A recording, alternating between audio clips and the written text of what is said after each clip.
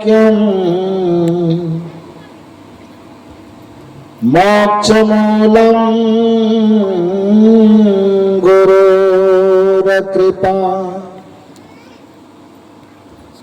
नहीं सत्यात् परं ज्ञानम् नास्ति तत्त्वं गुरोत्तरम्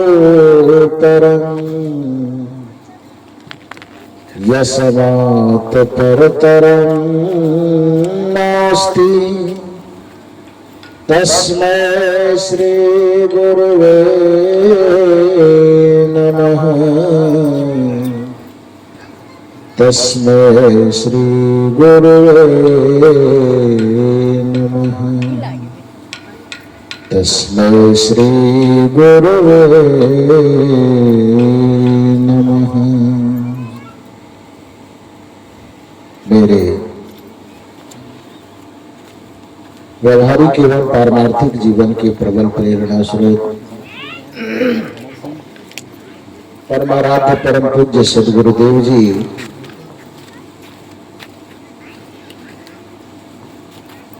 छत्तीसगढ़ की पावन धरा के अंतर्गत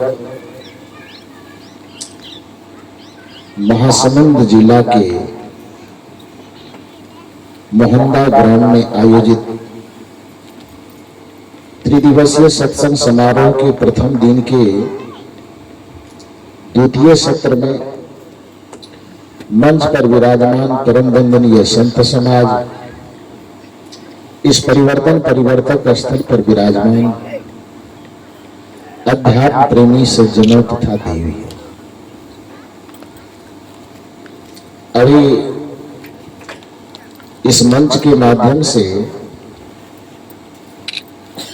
बहुत सुंदर चर्चा चल रही थी। भगवान किसे कहा जाता है, भगवान का स्वरूप क्या है। आम धारणा लोगों की यह है कि कबीर साहब के विचारधारा में अथवा उनके मंच पर उनके चिंतकों के द्वारा भगवान की कोई चर्चा नहीं होती है, क्योंकि ये लोग भगवान को नहीं मानते। लेकिन सच पूछा जाए तो सदगुरु कबीर साहब न मानने योग्य चीज को ही नहीं मानते हैं, जो मानने योग्य चीज है उसको तो बिल्कुल मानते हैं। अब कोई कहे कि आग गर्म होता है, इसको धरती का कौन व्यक्ति नहीं मानेगा। कोई व्यक्ति कहे कि बर्फ शीतल होता है, तो उसको धरती का कौन पागल व्यक्ति होगा जो नहीं मानेगा। कोई कहे कि सूर्य प्रकाश से भरा हुआ है, तो धरती का कौन व्यक्ति इस बात को नहीं मानेगा। केवल अंधा जो होगा वो नहीं मानेगा। बाकी आप जिसके भी पास हो, चाहे हिंदू हो कि मुसलमान हो कि सिख हो कि ईसाई हो, निर्गुणवादी हो कि सगुणवादी हो कि रामानंदी हो कि कबीरपंथी हो कि और कोई हो, धरती का कोई भी मनुष्य होगा तो सूर्य प्रकाश से आप्लावित है, इसको कौन नहीं मानेगा। सब मानेगा। वायु शीतल होता है, पानी शीतल होता है, पृथ्वी कठोर होती, कौन नहीं मानेगा। सबको मानना पड़ेगा, सब मानता भी है। लेकिन कुछ चीजें ऐसी होती है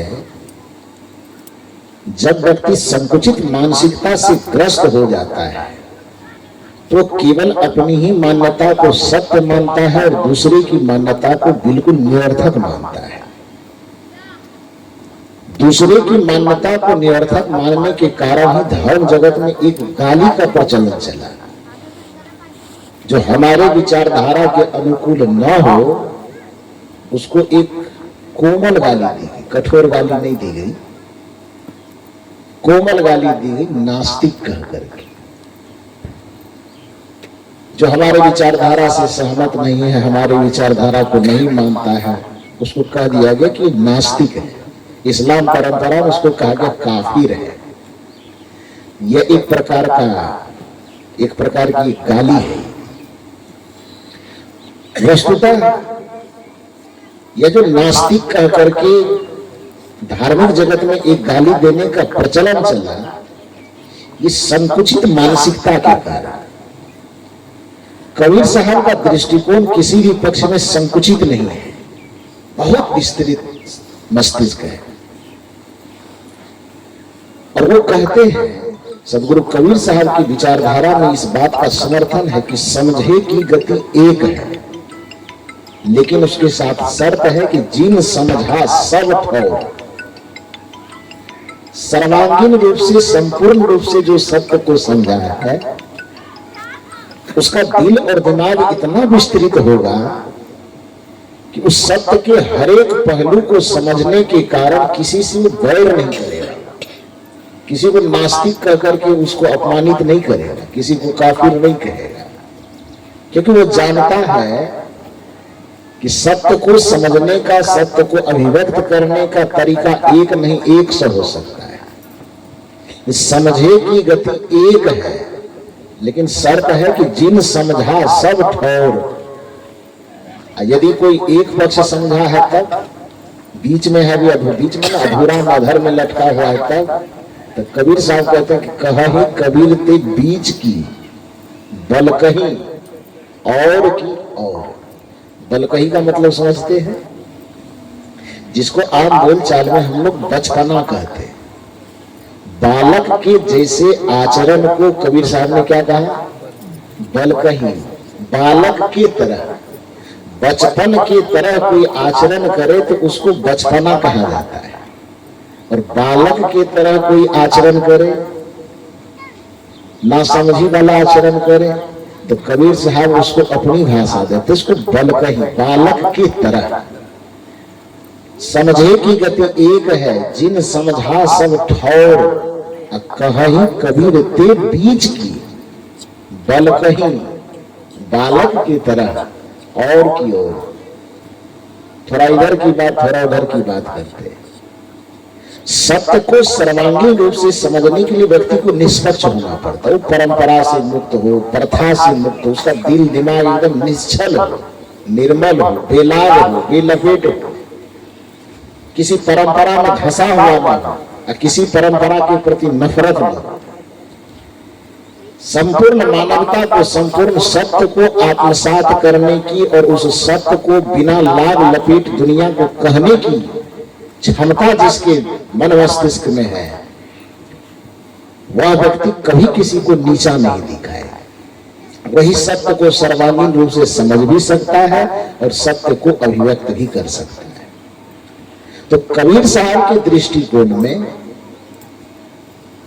वो भगवान को नकारते नहीं, वो भगवान को स्वीकारते हैं, लेकिन उस तरह से भगवान को नहीं स्वीकारते जिस प्रकार से दुनिया में कुछ संप्रदाय के लोग वो बांस के खूंटा को खड़ा कर देता है, दुनिया वाले से मनवा देता कि भगवान है। कबीर साहब कहते भैया न तो हमको रतौंधी हुआ है न मोतियाबिंद हुआ है, मुझे दिखाई दे रहा है कि वो बांस का खंभा है। अभी से कुछ देर पहले वो बांस की बाड़ी में लगा हुआ था। रामनवमी का समय आया, किसी के मन में हुआ कि भगवान को थोड़ा बदल देना, चेंज करना है। आप ही हम में से कोई आदमी तैयार होता है और उसे लगता है कि अपने आंगन में जो हम भगवान के प्रतीक को गला के रखे थे, 1 साल आ जाने से इसको बदलना जरूरी है। तो आप चलिए अपने बांसबाड़ी की तरफ। इधर गलाता है कि नहीं गलाता है? इधर है, होता है ना, होता है। तो बांसबाड़ी की तरफ जाना पड़ेगा और हाथ में एक काटने वाला, उसको क्या बोलते हैं, कुल्हाड़ी, दविया, हसुआ, जो भी बोले हैं, तो वो अपने हाथ में लेते हैं और बांस की बारी में जाते हैं।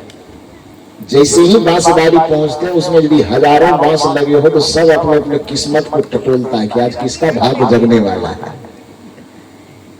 क्योंकि ये आदमी जो आया है भगवान का चुनाव करने आया है, हाथ में कटार लेके। अब बांसबारी गए, किसने गए हैं? भगवान को चुनने गए हैं। चुनाव करने के लिए ऊपर नीचा देखते, तो जिस बांस को निहारते बांस अपने मन में गुदगुदाता है उसको कि पता नहीं हम शायद लायक हो जाए, इस सब समूह से निकल करके यदि हम चले गए तो किस्मत मेरा जग जाएगा। सब कोई दिया अगरबत्ती जलाएंगे, दिखाएंगे, पान प्रसाद चढ़ाएंगे, नतमस्तक हमारे सामने हो, तो कौन ऐसा नहीं करवाना चाहता है? नहीं चाहता है। तो उस बांस के मन में कुलबुलाहट है, कोतूहल है। ध्यान दीजिए, कोतूहल, कोलाहल नहीं, दो शब्द है, कोतूहल, कोलाहल। कोतूहल का मतलब होता है भीतर का शोर, और कोलाहल का मतलब होता है बाहर का शोर। जी। तो उस बांस के, हालांकि चेतना तो नहीं है, ये भावात्मक बात कह रहे हैं, लेकिन उसके यदि मान लो कि वो चैतन्य हो तो उसके मन में एक गुदगुदी जैसा भाव पैदा हो कि शायद आज संभावना है कि हम, यदि इसमें से मेरा चुनाव हो गया हजारों के बीच में से, तो हम आज से सीधे भगवान में ट्रांसफर हो जाए। और परिणाम क्या हुआ? जिस किसी बांस को आप निहारते ऊपर से नीचे, बांस के भीतर में गुदगुदी होती हो। अब कोई व्यक्ति यूट्यूब पे देखे तो ये टिप्पणी न करे कि बांस को गुदगुदी कहां से होता। ये भावात्मक बातें हो रही। तो अब उसमें क्या है कि हजारों में से देख करके जिस किसी एक को आपने पसंद कर लिया कि सीधा है, लंबा है, टेढ़ा मेढ़ा नहीं है, और उसको चुन करके आपने गरासा से, दबिया, हसुआ से आपने काटा। जिस वक्त उस बांस को आपने काटा, बांस अपने ऊपर खिल गया कि बस आज से इंसान की तो बात छोड़ो, सीधे भगवान बनने की श्रेणी में हम जा रहे हैं। दरवाजे पे लाए, उसको छील माट किए, एक में उसने सिंदूर, आपने सिंदूर लगाया, और दूसरे में उजला वाला जो भी चीज लगाया, चावल का शायद बनाते हैं, वो बना करके लगाया। 25-50 रुपए में एक लाल वाला झंडा खरीद करके लाया, वो भी आपने लगा दिया। और शाम के वक्त होते होते, दोपहर होते होते, अभी सुबह तक जो बांस के बारी में खड़ा होकर के पक्षी के बैठने का आश्रय स्थल बना हुआ था, कौवा, मैना, तोता, कबूतर, जो भी पक्षी जाता हो, सुबह तक जो किसी पक्षी के बैठने का आश्रय स्थल बना हुआ था, उस बांस को आपने चुन करके लाया, दरवाजे पर छीला, बांटा, उसको सिंदूर और उजला वाला चावल उसमें लगाया, और 25 रुपए का उसमें कपड़ा बांधा, संकल्प लिए एक हाथ मिट्टी खाने, और वहां जाकर के वो संकल्प लेकर के गला दिए। 12 घंटा के अंदर क्या हो गया वो? क्या सुबह तक क्या था और शाम तक क्या हो गया? बोलिए थोड़ा सा। भगवान हो गया। तो जब वो बांस भगवान हो गया, तो उस बांस को भगवान बनाया किसने? किसने बनाया? मनुष्य ने बनाया। यदि मनुष्य की दृष्टि उस पर न जाती तो अब तक वो बांस की बारी में पड़ा हुआ होता, और बांस की बारी से उसको लाए हमने, भगवान बनाते। इतना सा समझ आदमी को होना चाहिए कि बना हुआ चीज बड़ा होता है कि बनाने वाला चीज व्यक्ति बड़ा होता है। निर्मित सामग्री से निर्माण करता हमेशा बड़ा होता है। इसलिए बच्चे के पिता को जो बड़ा भगवान का दर्जा दिया जाता है, क्या दिया जाता है? माता और पिता को भगवान के तुल्य माना जाता है। क्यों? क्योंकि माता और पिता उस बच्चे के निर्माण करता है, निर्माण किया है उसने। तो निर्मित हुई सामग्री से निर्माण करने वाला हमेशा श्रेष्ठ होता है। उस बांस को भगवान का दर्जा दिया किसने? एक पत्थर खदान में पड़ा हुआ है, उस पत्थर को खदान से निकाल करके उसके सीने पर पैर रख करके छेनी हथौड़ी का प्रयोग करते करते करते करते एक आकृति दे दिया हमने, दुर्गा का, काली का, गणेश का इत्यादि कोई भी रूप दे दिए, और उस रूप को ला करके हमने मंदिर में प्रतिष्ठित कर दिया। यदि उस पर एक मनुष्य की दृष्टि न जाती तो खदान से मंदिर तक पहुंचता कैसे भाई?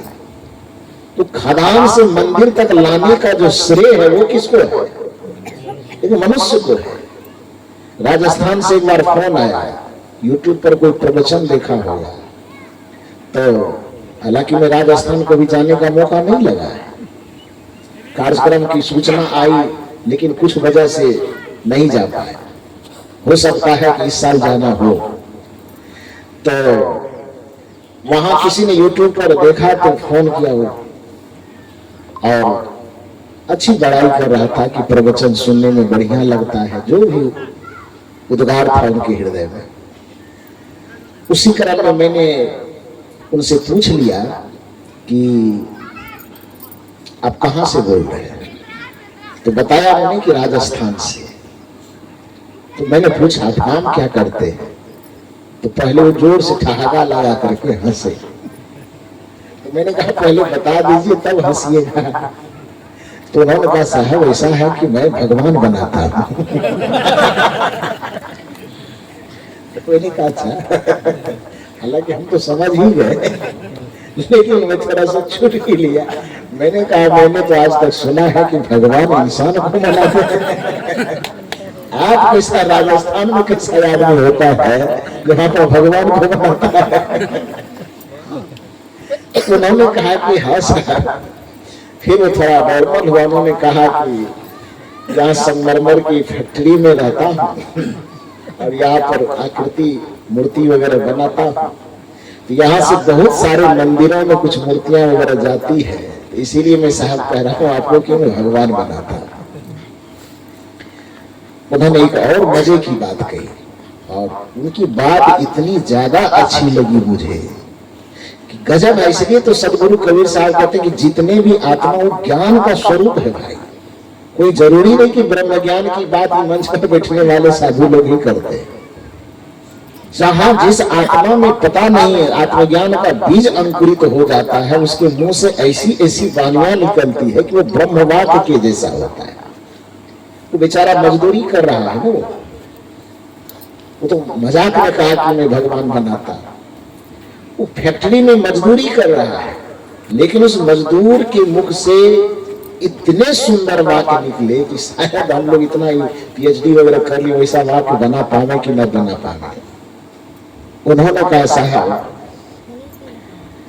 मूर्ति में बनाता हूं, लेकिन मूर्ति बनाने के साथ साथ एक बात की अफसोस लगती है कि फैक्ट्री से पत्थर निकालता हूं, उसको जो शकल जो अकल देना आकृति देना होता है वो देता हूं। जब तक यहां से पत्थर, जब तक वो मूर्ति बनती है तब तक भी वह पत्थर ही रहती है।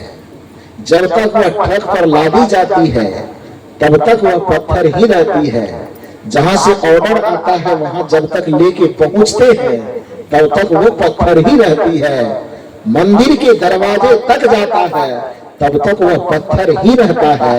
लेकिन एक बार जब मंदिर के कमरे में, गर्भगृह में एक बार वह प्रवेश कर जाता है तो एक बार में वह पत्थर पत्थर से भगवान बन जाता है। लेकिन दुर्भाग्य है कि यह आदमी एक बार नहीं, उसी मंदिर के चौखट पर एक बार नहीं 1000 बार उस मंदिर के गर्भ में प्रवेश करता है। एक पत्थर तो मंदिर में प्रवेश करके भगवान बन गया, लेकिन दुर्भाग्य है कि ये आदमी कहलाने वाला 1000 बार उस मंदिर में प्रवेश करके इंसान तक नहीं बन पाता है। इससे ज्यादा दुख की बात क्या हो सकती है? जिस जगह पर प्रवेश करने पर एक पत्थर भगवान बन सकता है, उस जगह पर प्रवेश करने के लिए पूजा करने वाले लोग उसके हाथ से सिगरेट तक नहीं गिर पाता है, उसके हाथ से दारू का बोतल तक नहीं गिर पाता है। रात में मैं आ रहा था गाड़ी से, हमारे साथ का नाम क्या हुआ था? यंतुदास साहब, जो हमारे आदरणीय डॉक्टर साहब के दोस्त हैं, बड़े उदार हृदय के, समझदार। रात में मैंने मजाक में कहा, चूंकि आने में तो काफी देर लग गई। हम लोग कल चले थे, वहां कार्यक्रम था राजनांदगांव में, दौड़ा भाटा ठेलका डी के पास में। वहां से चले भिलाई आश्रम में, कुछ देर रुके, वहीं भोजन वगैरह हुआ, फिर वहां से चले। तो अब चूंकि डॉक्टर साहब के मित्र हैं, बड़े हैं, आदरणीय हैं, सत्संग से तो जुड़े हुए हैं, तो हम लोगों को रास्ते में लाते लाते मन की भावना को पढ़े, साहब थक गए होंगे, कुछ रुके, थोड़ा फ्रेश वगैरह होना हो, तो उतार करके वहीं पर बैठा के पानी उनी फ्रेश व्रेश सब करवाए। तो जैसे डॉक्टर साहब के यहाँ डॉक्टर साहब कहते हैं कि साहब फ्रेश वगैरह होना है, तो मैंने कहा कि जिस हनुमान को लाने के लिए आप हम लोगों को भेजे थे, त्रेता युग में जो हनुमान था ना, उस हनुमान को राम जी ने इतना ही कहा था कि जाओ सीता जी का पता लगा के आना, इतने में कह के भेजा था। लेकिन हनुमान चूंकि बुद्धि के देवता माने जाते हैं, इसलिए हनुमान जी अपनी बुद्धि का प्रयोग किए और काम एक देकर के भेजा था कि सीता जी का पता लगा के आना है। लेकिन हनुमान जी अपनी बुद्धि का प्रयोग करते हैं और पता तो लगाते ही है, रावण के भवन में तहलका मचा करके आ जाते हैं। कथा यही कहती है, कोई कथा यही केवल कथा की दृष्टिकोण से सुनेंगे तब तो फिर वो आपको प्रेरणा नहीं दे पाएगा। लेकिन उस कथा में संकेत क्या छिपी हुई है कि आदमी अपनी बुद्धि जितना काम कर करके भेजा गया, यदि उतना ही काम करके आप आते हैं तो फिर आपकी प्रतिभा दो कोरी की है। उस बुद्धि का, उस प्रतिभा का कोई मतलब नहीं। मतलब यह है कि जिस काम से आपको भेजा गया है, हनुमान जी को भेजा कि जाओ जो सुसैन वेद से कहा जाओ दवाई लेकर के आता, सजीवन बूटी। अब वहां सजीवन बूटी नहीं मिला, पहचान नहीं पाया बेचारा, कहीं लौट करके आ जाता, कहता डॉक्टर साहब हम दवाई नहीं पहचानते। तो तब तक वो लक्ष्मण बचता है। लेकिन उस समय बुद्धि का प्रयोग किया ना जी, कि हमें डॉक्टर एक दवाई का लाने के लिए नहीं समझ पा रहा है कि कौन सा दवाई लेना है हमको, तो बेचारा पूरा मेडिकल स्टोर उठा कर लेके आ गया।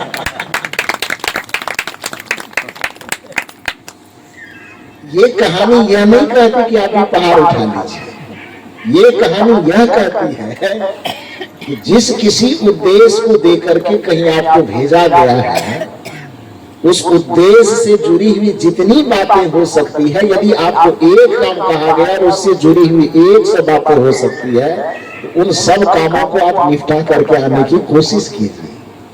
तो मैंने डॉक्टर साहब से कहा कि राम जी ने उस समय में हनुमान का चुनाव किया था, और अभी के समय में आपने जिस मित्र का चुनाव किया वो हनुमान से बुद्धि में कम नहीं है, आपका आधा अधूरा काम करते हुए आया है।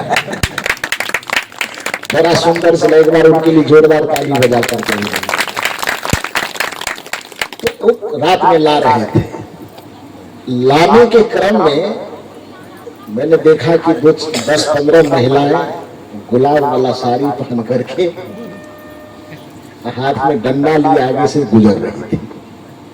तो मैंने उनसे पूछा ये लोग कौन है, तो उनको हंसी आई और हंसते हंसते उन्होंने कहा साहब ये लोग लोकल कमांडो है। मैंने कहा सो हम लोगों को भी कुछ कहेगा क्या? कहा नहीं कहता। यहाँ के पंचायत स्तर पर इन लोगों को मिली हुई है, ड्यूटी मिली हुई कि आप सड़क सड़क गांव गांव घूमिए, ताकि कोई दारू पालो पीने वाला मिल जाए तो उसका स्वागत बढ़िया से कर दीजिए। सोचिए ये कितनी बड़ी विडंबना है कि जिस जगह पर 33 करोड़ देवता, पता नहीं पुराना जनगणना के अनुसार 33 करोड़ गिना जा रहा है, नया जनगणना हो जाए देवताओं का। आदमी का जनसंख्या अब आजादी के समय में 33 करोड़ आदमी की जनसंख्या थी 1947 के आसपास।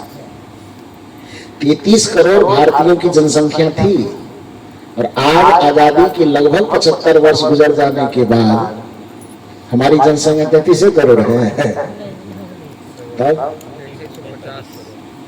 चीन को भी हम लोग पछाड़ दिए, और चीन में पछाड़ना था दूसरी चीज में, लेकिन दूसरी चीज में न पछाड़ पाए, जनसंख्या के मामले में उसको पछाड़ दिए। आज हम चीन से हम आगे हो गए जनसंख्या की दृष्टिकोण से। तो जिस जगह पर आज से 75 वर्ष पहले मात्र 33 करोड़ थे आप, आज उस जगह पर आपकी जनसंख्या इतनी बढ़ी कि कितना हो गए, लगभग 150 करोड़ के आसपास हो गए ना। तो आदमी की जनसंख्या 33 से बढ़ करके 150 करोड़ पहुंच गया, तो देवता उतनी पे टिका होगा। उसका खानदान नहीं बढ़ा होगा क्या?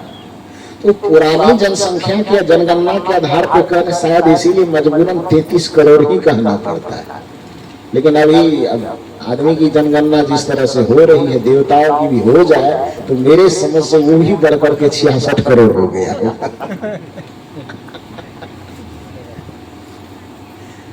तो खैर जो भी हो, जिस देश में 33 करोड़ देवता की बड़ी कल्पना है, उस देश में आपके हाथ से दारू का बोतल गिराने के लिए, जिस देश में मंदिर चौराहे चौराहे पे मंदिर खड़ा है, कहीं राम का, कहीं शिव का, कहीं और किसी का, कहीं और किसी का, जिस देश में ऋषि प्रधान और कृषि प्रधान देश कहा जाता हो जिस देश को, उस देश में आपके हाथ से दारू को छुड़ाने के लिए, आपके हाथ से दारू का बोतल दूर करने के लिए आपके घर के महिलाओं को रात के समय में डंडा लेकर के सड़क पे घूमना पड़े। सोचिए कि आप किस भगवान के देश में, सोचिए जरा कि आप किस मंदिर वाले देश में, जरा सा सोचिए कि आप किस ऋषि प्रधान देश में, सोच करके देखिए कि आप किस धर्म प्रधान देश में जी रहे हैं। इस मकसद से, इस दृष्टिकोण से उस खदान में काम करने वाले उस मूर्तिकार की बात पर मुझे बड़ा एकदम क्या कहिए कि मैं झूम गया कि इतनी अच्छी बात एक काम करने वाला कारीगर कह सकता है जो वेद की ऋचाओं से एकदम तालमेल खाता हो। उन्होंने कहा कि एक पत्थर हमारी खदान से निकल करके जब तक मंदिर के चौखट तक जाता है तब तक वह पत्थर ही रहता है, लेकिन जिस दिन एक बार वह मंदिर में प्रवेश करता है वो भगवान बन जाता। लेकिन दुर्भाग्य की बात है, उसी मंदिर में यह आदमी नाम का प्राणी हजारों बार प्रवेश करता है, फिर भी वह इंसान नहीं बन पाता। ये सबसे बड़ी दुख की बात। कदाचित यदि उस जगह पर प्रवेश करने के बाद आप में इंसानियत उतर जाती तो उस मंदिर की उपयोगिता और बढ़ जाती। फिर कबीर साहब को उस मंदिर के से शिकायत नहीं करना पड़ता, फिर कबीर साहब को यह नहीं कहना पड़ता कि मंदिर की कोई आवश्यकता नहीं। और यदि यह कबीर साहब कहते हैं कि मंदिर की कोई आवश्यकता नहीं, तो यह मंदिर की निंदा नहीं है, बल्कि मंदिर पर व्यंग है। आपको यदि व्यंग में और निंदा में अंतर समझ में नहीं आता है तो एक उदाहरण मैं आपको बताता हूं। मान लीजिए कि आप अपने बच्चे को किसी शिक्षक के पास पढ़ने के लिए दिए, उद्देश्य क्या था आपका कि बच्चा अबोध से बोधवान हो जाए, इसमें शिक्षा के प्रति जागृति आ जाए, ललक आ जाए, पढ़ने लगे। 6 महीना लगातार बच्चे को शिक्षक के पास भेजने के बाद भी, 6 महीना तक पैकेज से फीस भरने के बाद भी, सारी मेहनत जो उस बच्चे के पीछे हो सकता है वो सारी मेहनत करने के बाद भी यदि उस बच्चे के अंदर अक्षर का बोध नहीं आ रहा है, पढ़ने के प्रति ललक नहीं जग रही है, तो बताइए कि आप गार्जियन होने के नाते क्या कहेंगे? बच्चे को कहेंगे कि कल से जाना बंद करो, टीचर के पास जाकर के क्या होगा? पैसा भी भर रहे हैं, समय भी जा रहा है, सब चीज जा रहा है, और जो जिस उद्देश्य से भेज रहे उद्देश्य पूरा नहीं हो रहा है। तो यदि आप उस शिक्षक के पास से अपने बच्चे को हटाना चाहते हैं तो ये शिक्षक की शिक्षा पर व्यंग है कि नहीं?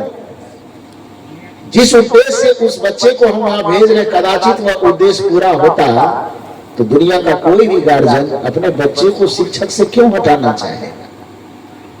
यदि आपको रोग लगा है और आप किसी डॉक्टर के पास जाते हैं, फीस भरते हैं, वो जो पथ्य बतलाता है उसको दिन रात आप टेबलेट, आधा टेबलेट दिन में खाओ, दोपहर खाओ, शाम खाओ, उसके बताए निर्देश के अनुसार हर एक काम हम करने के लिए तैयार हैं। फीस भी भर रहे हैं, दवा भी लगातार खा रहे हैं, 6 महीना इलाज करवाने के बावजूद भी रोग ठीक नहीं हो रहा है, तो खाने में जो दवाई खा रहा है, पैसा भर रहा है, उसका मन क्या करेगा? बताइए थोड़ा सा। उसका मन करेगा ना, झुंझला करके लास्ट में उसको कहना पड़ेगा भाई नहीं जाएंगे उस डॉक्टर के पास, कोई फायदा नहीं होता है। पैसा भी देते हैं, समय भी जाता है, दवाई भी खानी पड़ती है एकदम नियम के अनुसार, फिर भी कोई फायदा नहीं होता, क्यों जाएगा? तो जैसे एक समझदार व्यक्ति होने के नाते डॉक्टर के पास जाने का मकसद डॉक्टर से रिलेशन जोड़ना नहीं है, बल्कि डॉक्टर के पास जाने का मतलब रोग से निदान होना है। यदि रोग का निदान होता है तो डॉक्टर ठीक है, और रोग का निदान नहीं होता तो डॉक्टर खराब है। सीधी सी बात है, उसके पास नहीं जाना। एक टीचर के पास हम अपने बच्चे को पढ़ने देते हैं, यदि बच्चे में शिक्षा के प्रति ललक जग रही है तो शिक्षक बढ़िया है, और यदि उसके माध्यम से हमारे बच्चे में शिक्षा के प्रति आकर्षण नहीं जग रहा है तो पैसा वहां व्यर्थ का फेंकने की जरूरत नहीं है। कोई भी गार्जियन कहेगा हमारे बच्चे ना जाए। तो जब इस दुनिया में मंदिर की स्थापना की गई तो मंदिर बनाने का कुछ उद्देश्य रहा होगा कि नहीं रहा? बिना उद्देश्य का तो कोई आदमी कुछ नहीं करता है। मंदिर बना होगा तो मंदिर बनाने का उद्देश्य जरूर होगा कि यहाँ पर लोग जाए तो कुछ प्रेरणा ले सके, बुराई से दूर होने का प्रेरणा, कुशल से दूर होने का प्रेरणा, कुविचार से दूर होने का प्रेरणा, और न जाने कितने मानवीय सद्गुणों की प्रेरणा यहाँ से। जैसे कि अभी बता रहे थे श्री यतीन्द्र साहब जी कि आप एक मूर्ति के सामने जाइए तो उसकी सौम्यता को देखिए, उनकी मुस्कुराहट को देखिए। वह मूर्ति बनने से पहले जिस समय रहा होगा तो उन्होंने जैसा जैसा कर्म किया होगा उस कर्म को, उस चरित्र को देखिए, और उस कर्म और चरित्र को अपने जीवन में उतारने का प्रयास कीजिए। इसी प्रेरणा के लिए वो मंदिर बनाया गया होगा। लेकिन राम के मंदिर में जाने के बाद भी जो राम अयोध्यापति दशरथ के पुत्र राम से मर्यादा पुरुषोत्तम श्री राम बन गए, तो बना क्यों? माता पिता और गुरुजनों का निरंतर वंदन करने के कारण। और 1000 बार उस राम जी के मंदिर में प्रवेश करने के बाद भी आप बुढ़ापा में अपने माता पिता का हाथ पकड़ कर वृद्धाश्रम भेज देते हैं, तो फिर मंदिर जाने का क्या फायदा होगा? क्या सिखाया? कदाचित यदि आपको श्री राम के मंदिर जाने से यह प्रेरणा मिल जाए कि हमें भी प्रतिदिन अपने माता पिता का आदर करना है, सम्मान करना है, माता पिता के स्वाभिमान की रक्षा के लिए कदाचित राज जैसे चीजों को भी ठोकर मारना पड़े, तो हम राम जी से वो प्रेरणा लेकर के उस राज जैसे संपदा को भी ठोकर मार सकते हैं, लेकिन माता पिता के स्वाभिमान को हम ठोकर नहीं मारेंगे। यह प्रेरणा यदि आपको मंदिर जाने से मिल रहा है तो फिर उस मंदिर को नमन है, उस मंदिर की आवश्यकता है। लेकिन यदि उस मंदिर में जाने पर भी आपके चित्त में कोई परिवर्तन नहीं आ रहा है, केवल 2 मिनट के लिए आप मंदिर के अंदर जाकर के पुजारी बनते हैं, अब बाकी मंदिर से निकलने के बाद आपका व्यवहार हैवान की तरह होता है, तब कबीर साहब जैसे महापुरुष को व्यंग करना पड़ता है, हटाओ इस मंदिर को, इसकी कोई आवश्यकता नहीं है। मंदिर की निरर्थकता को मंदिर थोड़े साबित कर रहा है, मंदिर की निरर्थकता को आप साबित कर रहे हैं। जो मंदिर बना था कुसंग से दूर होने के लिए, जो मंदिर बना था थोड़ा आध्यात्मिक चर्चा करने के लिए, जो मंदिर बना था कि आदमी दिन भर उलझनों में थक करके जब चूर हो जाए तो शाम के वक्त में 5 आदमी बैठ करके वहां कुछ कीर्तन करे, वहां कुछ भजन करे, कुछ अच्छी अच्छी आध्यात्मिक चर्चा करे, इसी उद्देश्य से तो बनाया गया था। लेकिन दुर्भाग्य है कि उसको इस उद्देश्य में उपयोग न करके शाम के वक्त अंधेरे में जाके बजरंग बली के पीछे बैठ करके गांजा पीते हैं। तो कबीर साहब क्यों न कहे, क्यों बनाया मंदिर? कहेगा कि नहीं? और कबीर की बात छोड़, दुनिया का कोई भी समझदार आदमी होगा उनको कहना पड़ेगा, क्योंकि जिस उद्देश्य से उसको बनाया गया उस उद्देश्य की पूर्ति आप होने नहीं दे रहे हैं। राम जी की मूर्ति इसलिए बनाई गई कि उनको देख करके कम से कम उनसे चरित्र से प्रेरणा ले सके कि प्रातः काल उठी के रघुनाथा माता पिता गुरु ना बने। ये काम तो आपने किया नहीं, बस केवल फूल चढ़ा दिए, अगरबत्ती दिखा दिए, समझ ले कि पूजा हो गई। एक पूजा करने वाला व्यक्ति जब मंदिर जाता है, एक भजन में आता है, मैं तो मंदिर गया पूजा आरती की, पूजा करते ही मन में ख्याल आ गया। मैं तो मंदिर गया पूजा आरती की, पूजा करते ही मन में ख्याल आ गया। क्यों ख्याल आया? क्योंकि जिसके पास गए खड़ा होने के लिए अपने माता और पिता की बात का, वाणी का लाज रखने के लिए अयोध्या जैसे राज को लात मार करके जंगल चला जाता है। और ऐसे व्यक्ति के मूर्ति के सामने, प्रतिमा के सामने हम खड़े हैं, अचानक हृदय में ये भाव आया कि मैं तो मंदिर गया, पूजा आरती की, पूजा करते ही मन में ख्याल आया। उस प्रतिमा को देखकर क्या ख्याल आया? कभी माँ बाप की सेवा की ही नहीं, सिर्फ घंटा बजाने से क्या फायदा। यदि यह व्यंग आपको समझने के लिए नहीं आता है तो धिक्कार आपकी बुद्धि को। तब फिर कबीर साहब आपको समझ में नहीं आएगा, फिर कबीर का दर्शन आपके समझ में नहीं आएगा, क्योंकि आपकी बुद्धि का लेवल बहुत नीचा है। आपको भाषा की समझ नहीं है, आपको भाषा की शैली की समझ नहीं है, आप भाषा के संप्रेषण को नहीं समझते हैं। और एक बात ध्यान रखिए, जब साहित्य की गहराई में हम लोग डुबकी मारते हैं तो अब दो बातें कही जाती हैं। एक बात भाषा को अभिव्यक्त करना और दूसरी बात भाषा को संप्रेषित करना। अभिव्यक्त करने की क्षमता तो धरती पे मनुष्य क्या जानवर तक को ही है।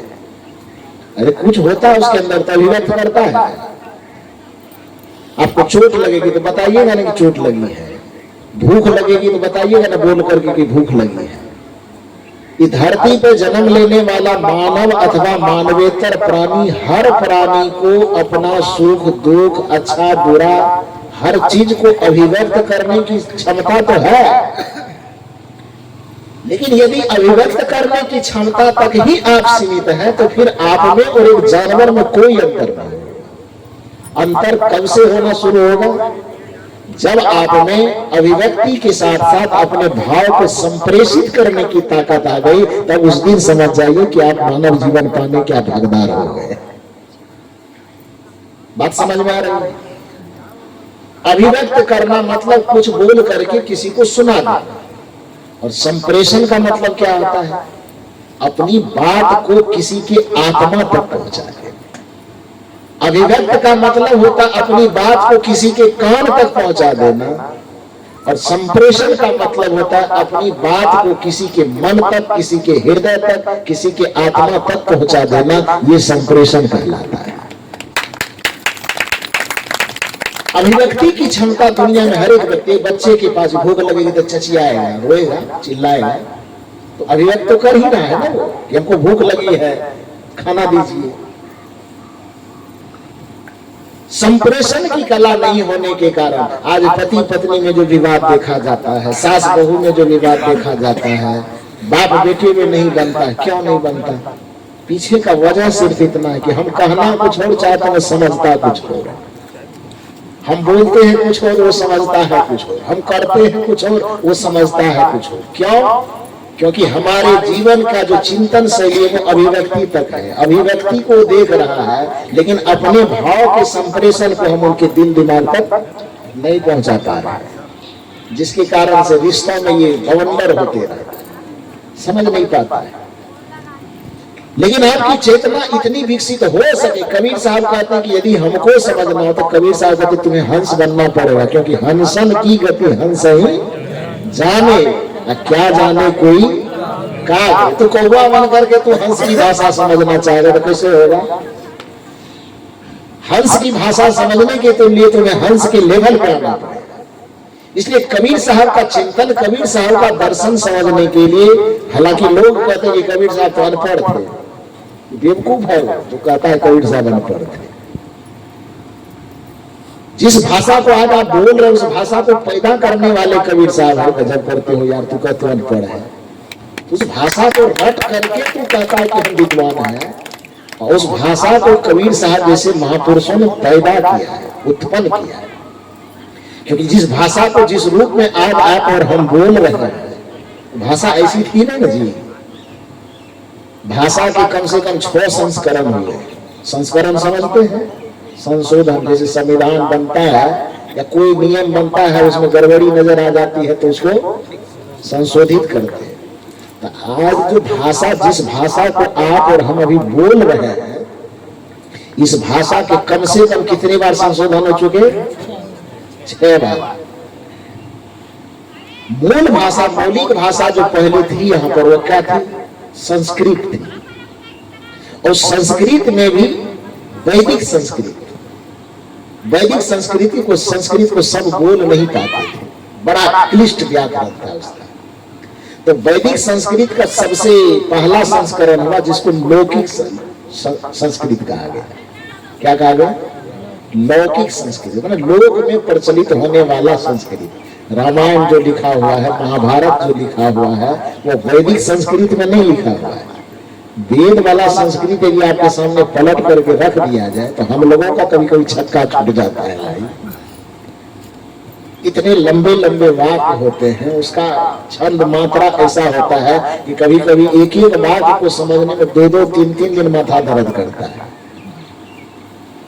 तो जब हम लोगों का ये हाल है तो सवाल लोगों के पास दे देगा तो उसका क्या हाल होगा?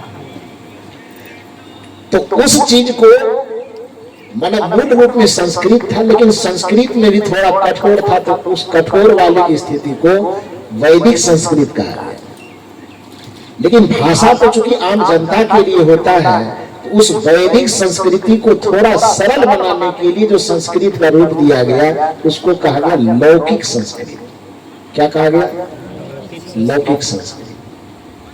भगवान बुद्ध जब आए, भगवान महावीर जब आए, उन्होंने कहा कि भैया ये संस्कृत तो थोड़ा लोग समझता है, लेकिन अपने ज्ञान को, अपने सत्संग को, अपनी भक्ति को हमें आम जनता तक पहुंचाना है।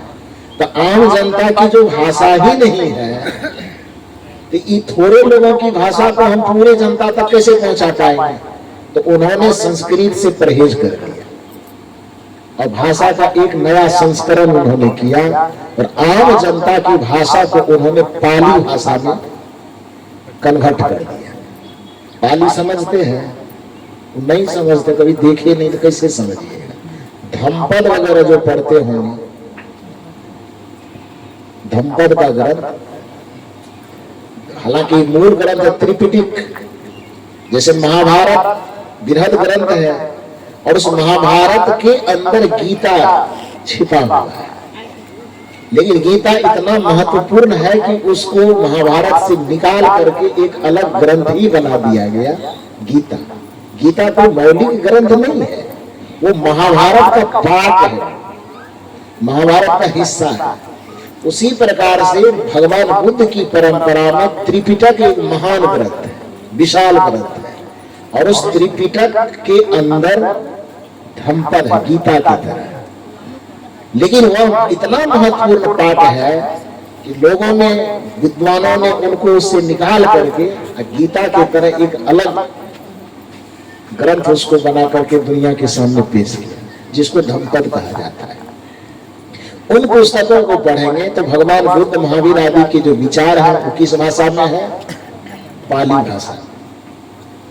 आगे चल करके जब नाथ संप्रदाय, सिद्ध संप्रदाय का प्रचलन हुआ तो उन्होंने भी कहा भैया पाली से भी काम नहीं चलेगा, तब क्या करो, इसको प्राकृत में कन्वर्ट करो। तीसरा संशोधन,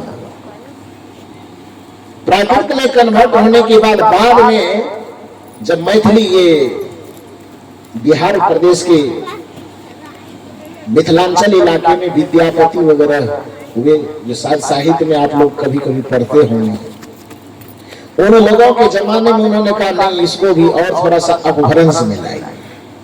सिद्ध संप्रदाय के भी कुछ विद्वानों ने अपभ्रंश में उसको लाया, और अपभ्रंश में आने के बाद भाषा का ये चौथा संस्करण। अपभ्रंश से ही आगे चल करके अलग अलग क्षेत्रों में जब थोड़ा थोड़ा मनुष्यता का विकास हुआ, थोड़ा थोड़ा साहित्य सृजन की भावना जगी, तो अलग अलग क्षेत्रों में लोगों ने अलग अलग भाषा का गठन किया। आपके छत्तीसगढ़ी भी एक भाषा के अंतर्गत आता है। पूर्वी मागधी से 3 भाषा निकली, अवधी, ब्रज भाषा और छत्तीसगढ़ी। हम लोग जब प्रोफेसर वाला एग्जाम दे रहे थे तो उसमें मैंने इसको इस तरह से रखते थे।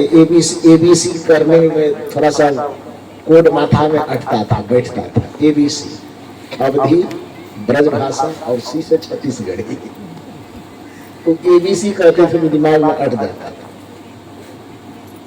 तो कहने का ये अर्थ है कि उसमें 3 प्रकार के जो अपभ्रंश के 3 शाखा निकले, शौरसेनी, मागधी और अर्धमागधी। अब ये मत समझिएगा कि व्याकरण क्यों पढ़ाना शुरू कर दिए। खैर इतना डिटेल में मैं नहीं ले जाऊंगा। मतलब मूल रूप से समझिए कि भाषा के जो 6 संस्करण है उसमें से 4 तत्व आपने देख लिया कि पहले संस्कृत, संस्कृत से पाली, प्राकृत, प्राकृत से अपभ्रंश, अपभ्रंश तक जब आप आए तो अपभ्रंश के बाद फिर भाषा का बहुत बंटवारा। जो आपको मथुरा वगैरह, वृंदावन वगैरह का जो क्षेत्र है उसमें ब्रज भाषा का ज्यादा प्रचलन हुआ, और आपका अयोध्या वगैरह का, कन्नौज वगैरह का, लखनऊ वगैरह का जो क्षेत्र है उसमें अवधी भाषा का ज्यादा प्रचलन हुआ, जिसके कारण से सूरदास जी उस इलाके में थे तो उन्होंने ब्रज भाषा में कविता की रचना की। श्री कृष्ण के जितने पद बनाए गए तो न संस्कृत में है, न अंग्रेजी में है, न हिंदी में, किस भाषा में है? ब्रज भाषा में। और रामचरितमानस किस भाषा में है?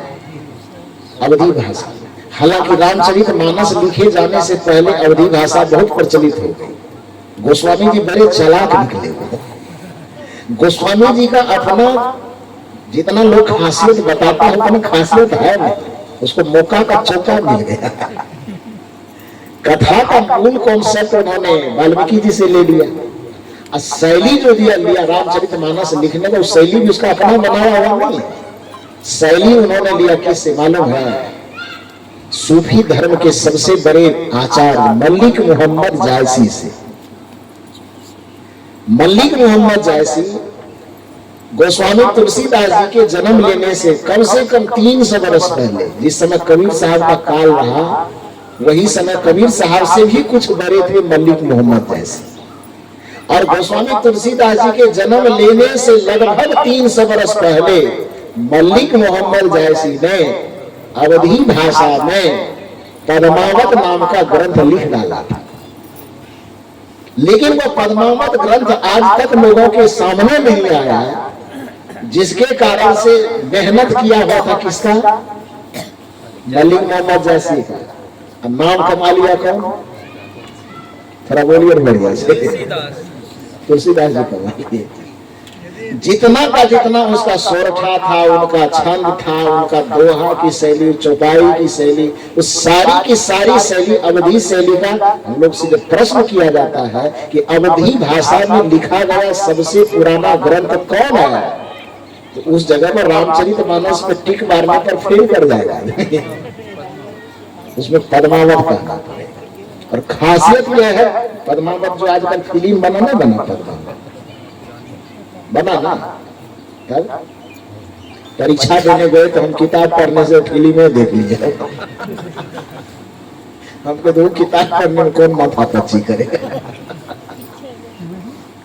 लेकिन फिल्म थोड़ा तो मॉडर्न तरीके से बनाया गया, लेकिन पुस्तक तो खैर पढ़ना ही पड़ेगा क्योंकि उसकी धारणा अलग है। फिल्म तो खैर मनोरंजन के लिए बनता है, तो उसमें वो जो कहानी किताब में है उतनी कहानी गहराई से इसमें नहीं दिया गया है। तो मूल रूप से अवधी शैली की जो प्रमुख ग्रंथ है, क्योंकि गोस्वामी जी ने रामचरितमानस को लिखा भी यदि अवधी भाषा में, तो उसको उन्होंने अवधी में कहा तो कि अवधी में लिखेंगे, लेकिन वह अवधी में लिख नहीं पाया, संस्कृत को उसमें और ज्यादा दे दिया। अब बंदम, गुरुपद, कंज, कृपा, सिंधु, नर रूप, हरि, इसमें कौन अवधी है? बंदम ये संस्कृत का शब्द है, कृपा सिंधु ये संस्कृत का शब्द है, नर संस्कृत का शब्द है, हरि संस्कृत का शब्द है। तो शपथ तो खाया कि हम भाषा की अवधि में इसको ले जाएंगे, लेकिन संस्कृत वाला पार्टी था वो तो उस शपथ के कारण नहीं बन सका। बहुत सारे संस्कृत के शब्दों को अवधि में पिरो दिया। मूल अवधी भाषा का कॉन्सेप्ट यदि दिया इस धरती को किसी ने, तो सबसे पहले किसने दिया? मलिक मोहम्मद जायसी ने, पद्मावत लिख करके। रामचरितमानस लिखने में गोस्वामी जी को सारा चीज बना बनाया मिल गया। कथा मिल गया वाल्मीकि जी से और शैली मिल गया किससे? जयसिंह जी से। लिया और लिख करके राम जी को कथा का आधार बना करके कॉन्सेप्ट उधर दोनों जगह से कॉन्सेप्ट, कथा का कॉन्सेप्ट वाल्मीकि जी से और शैली का कॉन्सेप्ट जयसिंह जी से ले करके बस लिख मारा और दुनिया के सामने आके चमक गया। बाप रे बाप, इतना बड़ा ग्रंथ दे दिया दुनिया को, पूछो मत। इतनी बड़ाई लूट लिए वो गोस्वामी जी, जितना बड़ाई लूटे उतनी बड़ाई के शायद हम लोगों की दृष्टि में उतना के हकदार वो नहीं है। खैर, तो मैं कहना क्या चाह रहा था कि अवधी भाषा और ब्रज भाषा आगे चल करके अवधी और ब्रज का जिस समय प्रचलन था, हिंदी की जो आज शुद्धतम शैली देखी जा रही है, उस हिंदी की उस जमाने में, जिस जमाने में ब्रज भाषा का, अवधी भाषा का बोलबाला था, उस समय अवधी और ब्रज के किवाड़ को तोड़ करके उसके बीच आंगन में हिंदी को पैदा करने वाला इस धरती पे कोई महामानव हुआ, उस महामानव का नाम है संत सम्राट सदगुरु कबीर साहब। आज उनके बीजक को देख लीजिए। यही कारण है कि कबीर साहब ने भारत के पूरे क्षेत्रों में, प्रांतों में, छत्तीसगढ़ में, बिहार में, उत्तर प्रदेश में, देश विदेश हौफ फिरा। कबीर साहब ने कहा, देश विदेश के किसी भी इलाके में गया और वहां के जनमानस को उन्होंने समझा, और किसी एक ब्रज की या अवधि की वकालत उन्होंने नहीं किया। अपनी भाषा में पूरे देश की संस्कृति को समेटने का उन्होंने, छत्तीसगढ़ आया तो कुछ छत्तीसगढ़ की बातें, बिहार गया तो कुछ बिहार की बातें, बंगाल गया तो कुछ बंगाल की बातें, उत्तर प्रदेश में तो वो थे ही, तो वहां की बात तो रहना जरूरी ही है। देश के जिस कोने में गए वहां की भाषा का, लोक भाषा का प्रतिनिधित्व करते हुए सारी भाषाओं का समावेश करके जो हिंदी का पुराना स्वरूप हो सकता है, उस स्वरूप में हिंदी भाषा को इस धरती पर लाने का काम सबसे पहले सदगुरु कबीर साहब ने किया। तो जिस भाषा को पैदा ही उन्होंने किया, वो पैदा करने वाले को कहते हैं कि अनपढ़ है। पैदा करने वाला अनपढ़ हो गया और उसके 4 अक्षर को आज पढ़ करके समझते हो कि हमसे बड़ा विद्वान कोई नहीं है। कैसे समझ रहा है? कौन दृष्टिकोण से? दूसरी बात है, फिर उस हिंदी में संस्करण कहां से हुआ? जब 1800 कुछ ईस्वी में हिंदी के जगत में भारतेंदु हरिश्चंद्र का जन्म हुआ। नाम सुने हैं ना? आधुनिक हिंदी साहित्य के पिता किसे कहा जाता है? यदि प्रश्न किया जाए आपको कि आधुनिक हिंदी साहित्य का पिता कौन है, भारतेंदु हरिश्चंद्र का नाम क्यों आता है? क्योंकि जिस भाषा को बोल करके आप बड़े विद्वान कहलाते हैं, उत्पन्न तो किया कबीर साहब जैसे लोगों ने, उत्पन्न किया उधर अमीर खुसरो ने, बना करके मुखड़ियां बना करके, तो क्या कहते हैं उसको, पहेलियां बना करके, थोड़े थोड़े से शब्दों में हिंदी को उन लोगों ने उत्पन्न किया। अध्यात्म संत के जगत में कबीर साहब ने, और उधर कविता कवि की जगत में अमीर खुसरो। और उसके बाद आगे चल करके, लेकिन वो हिंदी तो इतना सीधा नहीं होगा जितना शुद्ध आज बोलता, ऐसा तो नहीं होगा, क्योंकि नया नया उत्पन्न हुआ है, तो अभी इतना संशोधित कैसे हो जाएगा? तो आगे चल करके फिर एक भाषा को नया संस्करण देने के लिए जब आधुनिक हिंदी जगत में भारतेंदु हरिश्चंद्र का जन्म होता है, तब फिर उन्होंने कहा नहीं है भैया, ब्रज भाषा वगैरह से काम चलने वाला नहीं है, और उन्होंने दुनिया को हिंदी दिया। इसलिए हिंदी, आधुनिक हिंदी साहित्य के पिता भारतेंदु हरिश्चंद्र कहलाते हैं। आगे चल गए, हालांकि उन्होंने लेख का विषय, गद्य का विषय तो हिंदी को बनाया, लेकिन ब्रज भाषा, अवधि से भी ज्यादा ब्रज भाषा का इतना पकड़ था कि कविता की रचना जब भारतेंदु हरिश्चंद्र भी करते थे, तो वो ब्रज भाषा में ही करते थे। लेख लिखते थे हिंदी में और कविता लिखते थे ब्रज भाषा। नया नया होने के कारण उनका हिंदी भी इतना अशुद्ध होता था, वो अशुद्धता पर ध्यान नहीं देते थे। उनको लगता था कि लिखना है, शुद्ध हो से क्या मतलब है। हिंदी का जो आज शुद्ध रूप देखने को मिलता है, हिंदी का शुद्धिकरण किसने किया मालूम है? आचार्य महावीर प्रसाद द्विवेदी।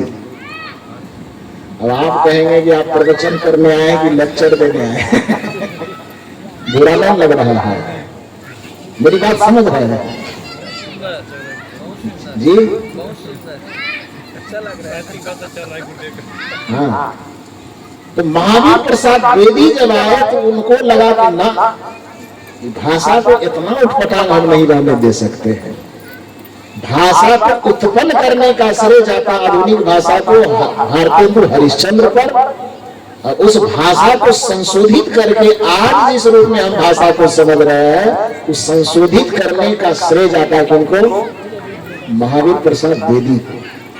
और महावीर प्रसाद द्विवेदी एक ऐसे प्रकाश स्तंभ है जहां से हिंदी को विकसित करने के लिए काशी से सरस्वती पत्रिका का प्रकाशन होता था। उसमें महावीर प्रसाद द्विवेदी बहुत सारे लेखकों को उन्होंने पैदा किया, प्रेरित करके लोगों को बार बार कहते लेख लिखिए। कोई भी कितना बढ़िया टेढ़ा टेढ़ा लेख लिख करके देते थे, महावीर प्रसाद द्विवेदी उसको ठोक बजा करके एकदम सीधा कर देते। देश को राष्ट्र कवि देने वाला श्रेय किसको है? महावीर प्रसाद द्विवेदी को है। राष्ट्र कवि के नाम से बिहार का एक प्रसिद्ध कवि प्रचलित है, दिनकर जी, लेकिन राष्ट्र कवि का दर्जा उनको नहीं मिला था। राष्ट्र कवि का दर्जा मिला था मैथिली शरण गुप्त को। जो मैथिली शरण गुप्त राष्ट्र कवि बने किसके आधार पर थे? वो महावीर प्रसाद द्विवेदी के वो शिष्य थे। महावीर प्रसाद द्विवेदी ने ही उनको कहा कि कविता की रचना करो, और उस कविता की रचना करने के क्रम में जब देश को आजादी की जरूरत हुई तो पूरे देश को झकझोरने वाला एक पुस्तक चाहिए था, जो पूरे देश के लोगों के कानों तक जाकर के उसको ठोक सके, जगा सके। तो उसके लिए महावीर प्रसाद द्विवेदी ने कहा कि कोई ऐसी क्रांतिकारी पुस्तक लिखो जो अंग्रेजों के नशा में जो भारत सोया हुआ है थोड़ा उससे जाग जाए। एक रात में, कितना दिन में? मात्र एक रात में शायद 24 घंटा का वक्त लगा, और 24 घंटा के वक्त में मैथिली शरण गुप्त ने एक पुस्तक लिखी जिस पुस्तक का नाम है भारत भारती। छोड़ दो यार, तुम कबीर पंथ से घृणा करते हो, मत पढ़ो कबीर को। यदि तुमको कबीर साहब का दर्शन पढ़ना है, कबीर साहब के व्यंग को, कबीर साहब के पीड़ा को समझना है, और कबीर साहब से इतनी ही नफरत हो रही है, तो मैं निवेदन करता हूं कि कबीर साहब को थोड़ी दिन के लिए पढ़ना छोड़ दो, जाओ आप भारत के किसी भी पुस्तकालय में और मैथिली शरण गुप्त की लिखी हुई वह भारत भारती लेकर के बाहर आ जाए। उस भारत भारती में 3 खंडों में भारत का वर्णन किया गया है। ध्यान से सुनिए मेरी बात। 3 खंड में उस पुस्तक की रचना हुई है, जिस खंड का नाम है अतीत खंड, वर्तमान खंड और भविष्य खंड। वो तीनों खंडों में जो वर्णन है, अतीत खंड में वर्णन है कि हमारे भारत की पूर्व गौरव गाथा कैसी थी, मैंने हमारा भारत कैसा था, आध्यात्मिक दृष्टिकोण से कितना संपन्न था, क्यों इसको सोने की चिड़िया कहा जाता था, धार्मिक दृष्टिकोण से कितना संपन्न था, राजनीतिक दृष्टिकोण से कितना संपन्न था, चारित्रिक दृष्टिकोण से कितना संपन्न था, यहाँ गणित भूगोल विज्ञान कितना विकास था कि पूरी दुनिया के लोग यहाँ पर अपना मस्तक झुकाने आते थे और भारत को विश्व गुरु कह करके भारत के चरणों में अपना माथा टेकते थे। प्रथम खंड में उन्होंने ये दर्शाया है। अब वर्तमान खंड में जब प्रवेश कीजिएगा तो हमको लगता है कि मैथिली शरण गुप्त जी के अंदर में कबीर साहब की आत्मा घुस गई होगी। शायद कबीर साहब को लगता होगा कि हमारी भाषा से लोगों को चिढ़ है, हमारे नाम से चिढ़ है, तो हम एक अनुमान कर रहे हैं कि कबीर साहब की आत्मा मैथिली शरण गुप्त के हृदय में जाकर के बैठ गया होगा और कहा होगा कि लिखो, जो मैं कहना चाह रहा हूं सब चीज लिखो। और भारत का वर्तमान खंड जब आप पढ़िएगा तो मंदिर, मस्जिद, बंडा, पुरोहित, तीर्थ, व्रत कितना लताड़ मारा है उसमें। कभी कभी तो मुझे आश्चर्य लगता है कि इतना पढ़े लिखे लोग जो प्रोफेसर बना हुआ है, डॉक्टर बना हुआ, इंजीनियर बना, क्या यार कभी पढ़ा नहीं होगा? वो पढ़ा तो होगा ना। उतने व्यंग, करारा व्यंग पढ़ने के बाद भी केवल कबीर साहब की आलोचना ही लोग क्यों करते? कबीर साहब को ही नास्तिक क्यों कहते? कबीर साहब मंदिर की निंदा, मंदिर की शिकायत करने के कारण कहते कि कबीर धर्म विरोधी है। थोड़ा यदि वो मैथिली शरण गुप्त की पुस्तक पढ़ लेना, जिसको राष्ट्र कवि कहा जाता है। 3 खंडों में उस पुस्तक की रचना है। पहला खंड भारत का अतीत, अब दूसरा खंड भारत का वर्तमान और तीसरा खंड भारत का भविष्य। अतीत खंड में भारत की जो गुण गाथा है उसका वर्णन है। अब वर्तमान खंड में भारत में जितना धर्म के नाम पे, तीर्थ के नाम पे, व्रत के नाम पे अनाचार फैला हुआ है, लूट खसोट पाखंड अंधविश्वास का जितना जंजाल है, उस सारे जंजाल का वर्णन भारत के वर्तमान खंड में है। बड़ी चिंता उसने व्यक्त किया उन्होंने कि है दुर्दशा भारत की देखी न जाए। भारत की जो दुर्दशा है, राजनीतिक जगत से, धार्मिक दृष्टिकोण से, आध्यात्मिक दृष्टिकोण से, पाखंड में, कर्मकांड में, पूजा में, पाठ में, जिस तरह से लोगों को उलझा करके भाग और भगवानवाद पर आश्रित करके आदमी को पुरुषार्थवाद से दूर हटाने की साजिश चलती है, उन सभी साजिशों का वर्णन उसके वर्तमान खंड में है। और फिर जब भारत का भविष्य खंड लिखा गया तो उसमें मैथिली शरण गुप्त ने अपनी बुद्धिमत्ता और प्रतिभा का प्रयोग करते हुए भारत को यह रास्ता दिखाया है कि इस पाखंड से मुक्त होकर के भारत को पुनः कैसे विश्व गुरु बनाया जा सकता है, इसका रास्ता उसके अति भविष्य खंड में दिखाया गया है। और जब भारत भारती नाम की पुस्तक कितना देर में लिखा है? 24 घंटे के अंदर। और वह पुस्तक इतना प्रचलित हुआ कि एकदम जंगल में लगे आग की तरह एक दिन में वह पुस्तक लगभग 1 से 1.25 लाख प्रति बिक गई। कितना दिन में? 24 घंटे में लिखी गई, फिर उसको बहुत जल्द छपवाई गई। और सोचिए कि देश के लिए वह कितना आवश्यक रहा होगा उस समय में, जिस समय में देश गुलाम था। तब उस समय में उस गुलामी के मामले में आजादी की लहर फैलाने के लिए उस पुस्तक को जब लोगों के बीच में लाया गया तो एक दिन में लगभग वो 1 से 1.25 लाख प्रति बिक गई। और जब 1 से 1.25 लाख प्रति बिक गई और उसमें जो लिखे हुए शब्द थे इतने क्रांति फैलाए कि महात्मा गांधी के कान तक ये आवाज गई कि मैथिली शरण गुप्त ने एक पुस्तक लिखा है जो आदमी में आजादी के बिगुल बजा रहा है। महात्मा गांधी वही से मैथिली शरण गुप्त को कहा कि तूने राष्ट्र को जगाया है, इसलिए आज मैं इस पुस्तक के आधार पर तुम्हें राष्ट्र कवि का दर्जा देता हूं। गांधी जी के द्वारा दिया हुआ दर्जा मैथिली शरण गुप्त को राष्ट्र कवि का दर्जा। दिनकर जी को जब राष्ट्र कवि कहा जाता तो दिनकर जी कहते थे कि हमको सुनने में लाज लगता है, मत कहिए राष्ट्र कवि। राष्ट्र कवि हम नहीं है, कौन है?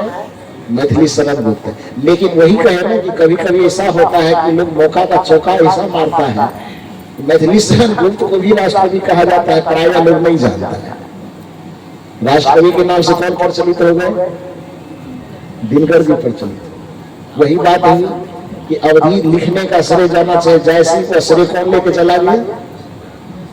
थोड़ा बोलिए ना बढ़िया से। तुलसीदास जी से। तो देखिए, अब इतना विश्लेषण करके मैं ये बताना चाहता हूं कि जिस भाषा को आप और हम कह रहे हैं कि उस भाषा को आप और हम पढ़ करके अपने आप को विद्वान कहते हैं, उस भाषा को इस धरती पर उत्पन्न करने वाला कौन है? ये बताइए ना, कौन है? वो सदगुरु कबीर साहब। जिस भाषा को आज हम बोल पा रहे हैं, इस भाषा के नए जन्मदाता के रूप में सदगुरु कबीर साहब हैं। अब उस भाषा को हम पढ़ करके हम विद्वान कहलाते हैं, और जिसने उस भाषा को पैदा किया उनको हम अनपढ़ कहते हैं। कितनी बड़ी विडंबना की बात है। इसलिए कबीर साहब को कोई अनपढ़ कहे, ये बात न सुनना चाहिए। और आज के बाद तो हमें लगता है कि आप लोग उसको बढ़िया से समझा दीजिएगा।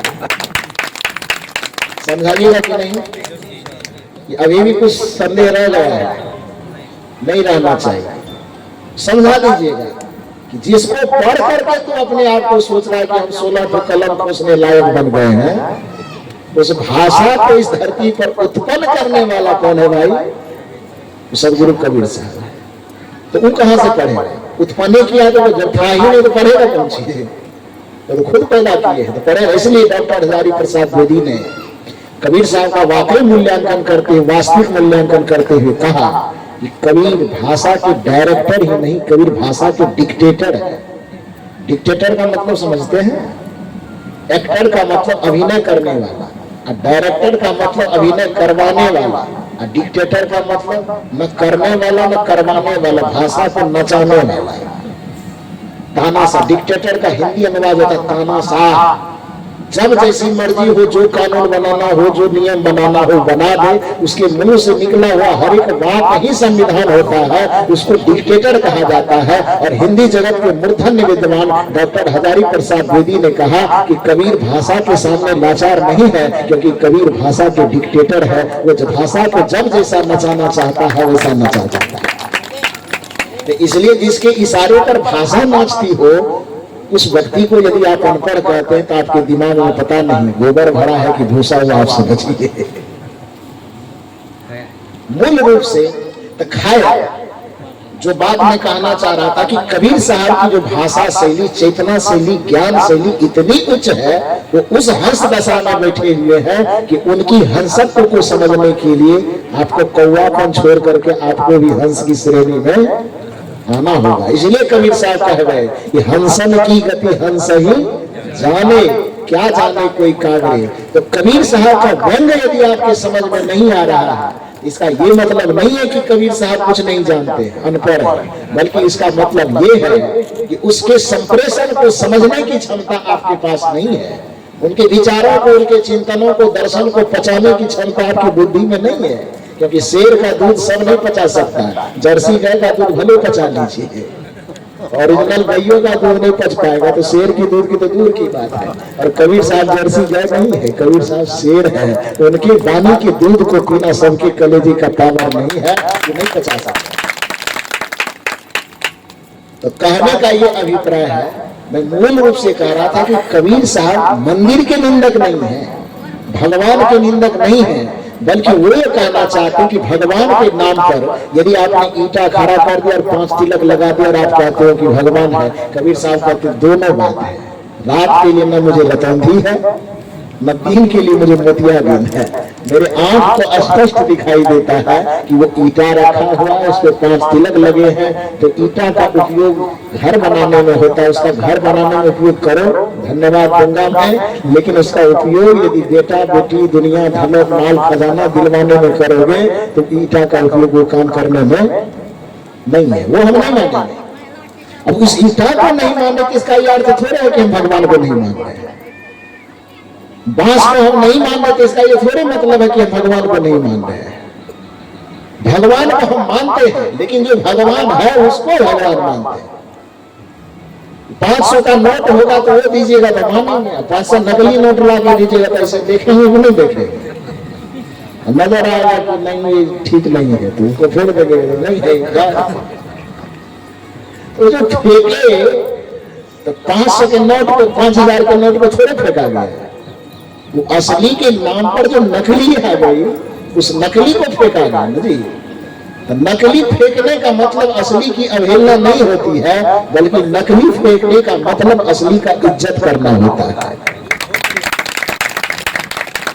कबीर साहब ये नहीं कहते हैं कि मैं भगवान को नहीं मानता।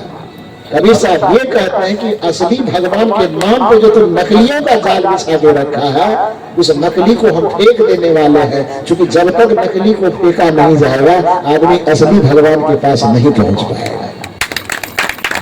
परमात्मा के नाम पर फैले हुए आडंबर को जब तक उघारा नहीं जाएगा, व्यक्ति असली परमात्मा के करीब नहीं पहुंच पाएगा। ईश्वर के नाम पर फैले आडंबर को, अंधविश्वास को जब तक उखाड़ करके नहीं फेंका जाएगा, तब तक आदमी ईश्वर के स्वरूप को समझ नहीं पाएगा। कबीर साहब भगवान के विरोधी नहीं है, बल्कि कबीर साहब भगवान के सबसे बड़े समर्थक हैं। कबीर साहब ईश्वर के विरोधी नहीं है, बल्कि कबीर साहब ईश्वर के सबसे बड़े समर्थक हैं। कबीर साहब राम के विरोधी नहीं है, बल्कि कबीर साहब राम के सबसे बड़े समर्थक हैं। लेकिन कबीर साहब कहते तू तो बस एक दशरथ के पुत्र राम में अटक के रह गया यार। जिस दशरथ ने जिस राम को जन्म दिया तुम उसमें अटक गए। मैं तुम्हें उस भगवान के पास ले जाना चाहता हूं जो दशरथ का भी भगवान है, जो दशरथ के दादा का भी भगवान। यदि रामे पर से भगवान मानेंगे, राम के बाप का भगवान फिर कौन होगा? राम के दादा का भगवान फिर कौन होगा? राम के नाना जो होंगे उसका भगवान कौन होगा? पूछिए छत्तीसगढ़ वाले से, जब आपको छत्तीसगढ़ वाला देंगे क्योंकि राम जी का ननिहाल कहाँ है? कहाँ है ननिहाल? छत्तीसगढ़ में। तो नाना सब पता ही राम जी के, जब चुके राम जी के पहले नाना आए होंगे ना, पहले नाना आए होंगे, तब उसकी माँ जन्म ली होगी, तब फिर माँ की शादी हुई होगी, उसके बाद में राम जी जन्म लिए होंगे। यदि भगवान की उत्पत्ति हो राम से ही मानेंगे, तो राम जब नहीं थे इस धरती पर, तब इस धरती पे कोई भगवान था भी नहीं था। अरे मेरी बात समझ रहे कि नहीं समझ रहे? कबीर साहब कहते हैं कि केवल अयोध्या में जो जन्म लिया, भाई प्रगट कृपाला दीन दयाला कौशल्या हितकारी, तुम्हारी दृष्टि उस राम पे जाके अटक गई। मैं उस राम की चर्चा करना चाहता हूँ जो केवल वो दशरथ के बेटा राम नहीं है, बल्कि दशरथ का भी भगवान राम है, जो कौशल्या का भी भगवान राम है, जो कौशल्या के भी नाना होंगे उसका भी भगवान है। उस भगवान तक मैं ले जाना चाहता हूँ जो सबका भगवान है और सबके हृदय में बैठा। यही बात कहना चाहते हैं। और कबीर साहब ने उस राम की उपासना करने के लिए पूरी दुनिया को बताया। कस्तूरी कुंडल बसे मृग ढूंढे वन माही, ऐसे घट घट, आगे बोल दीजिए आप। राम जी के ननिहाल वाले तो इतना काम भी की जरूरत कैसे है? और आप कहते हैं कि कबीर साहब राम को मानते नहीं। अरे कैसे नहीं मानते हैं? वो चिल्ला करके पुकार करके कह रहे कि ऐसे घट घट राम है, और है मतलब नहीं कभी नहीं होता है मतलब हाँ होता है। और आप जबरदस्ती उसके मुंह में ना को डालना चाहते हैं कि कबीर साहब कहे कि ना होता है, कबीर साहब कहे हाँ होता है, आप कहते ना होता है। कैसे होता है? कस्तूरी कुंडल बसे मृग ढूंढे वन माही, ऐसे घट घट राम है, दुनिया जानत ना। तब ननिहाल वाला हो कि इतना भी नहीं बोलिएगा। अभी जहाँ पर राजनांदगांव में ठेलकाटी के बगल में जो कार्यक्रम हो रहा था, वहाँ एक प्रोफेसर आए हुए थे। वो आए कहे साहब मिलने के लिए गए, ऊपर में दूसरा मंजिल पर ठहरे हुए थे। तो जैसे गए एक आदमी को लेके गया, उन्होंने कहा गुरुजी मैं सत्संग को कभी नहीं सुनता, सत्संग से मुझे कोई मतलब भी नहीं है, महात्मा लोगों को मैं देखना चाहता। परसों की ही बात है, मैं यहाँ आ ही नहीं रहा था, लेकिन आपके प्रवचन को मेरे एक मित्र सुन रहे थे। यहाँ से मैं 40 किलोमीटर दूर में था, और मेरे मित्र बार बार फोन कर रहे थे कि एक बार आ जाओ यार। तो हम उसको टालने की कोशिश करते थे, अच्छा आएंगे कह देते थे, किसी तरह टल जाए। लेकिन ये आदमी जिद्दी, फिर फोन करे आओ, फिर कैसा देखा जाएगा। लेकिन हमारी मानसिकता में था कि हमको नहीं जाना। लेकिन ये बार बार फोन करे तो डायरेक्ट कहा भी नहीं जाए कि नहीं जाएंगे, तो टालने के लिए कहते थे। और ये भी इतना जिद्दी कि 3 दिन में लगभग 30 से 40 बार फोन कर दिया। और इतना फोन किया तो मुझे लगा कि धूम उसका मन रखने के लिए एक बार जाना चाहिए। गुरुजी आ गए, अनमनस भाव से पंडाल में बैठे। लेकिन आज पहली बार जब आपका प्रवचन, आपका दर्शन, आपका तर्क सुने, तो मैं माथा पीट करके रह गया कि मैं कितना बड़ा अभागा था कि इस तरह के प्रवचन को मैं सुना। और जब वो आए तो अकेले आए थे प्रवचन सुन करके रहा नहीं गया, तो कमरे में गए और उन्होंने अपनी बात रखी जो उसके हृदय का उद्गार था। आंसू बह गया उनकी आंख से और अपना उद्गार प्रकट किया। दूसरे सत्र में जब बैठे तो बैठने के बाद प्रवचन तो 1 घंटा लगभग सुन लिया। अब कुछ भजन लोग गाने के लिए दिए तो उसको लगा कि भजन गाने में 1 घंटा लग सकता है। अब सोचिए कि उसके हृदय में बात कितनी धसी होगी। वो भजन को छोड़ करके उन्होंने सोचा कि प्रवचन तो हम सुन ही लिए, तो बीच में ही उठ गए और अपना 4 चक्का 4 व्हीलर से आए थे। ड्राइवर को कहा कि 4 व्हीलर में बैठो, प्रोफेसर थे वो, 4 व्हीलर पर बैठाए और अपने घर चले गए 40 किलोमीटर दूर। और वो 40 किलोमीटर दूर जाकर के वहां अपना पत्नी, बेटा, बेटी, घर में जितना परिवार था, चलो गुरुजी आए हैं भेंट कर ले। पत्नी भी हैरान है कि कैसा आदमी है। आज तक तो सत्संग का नाम सुन करके भैंसा की तरह भर रखता था।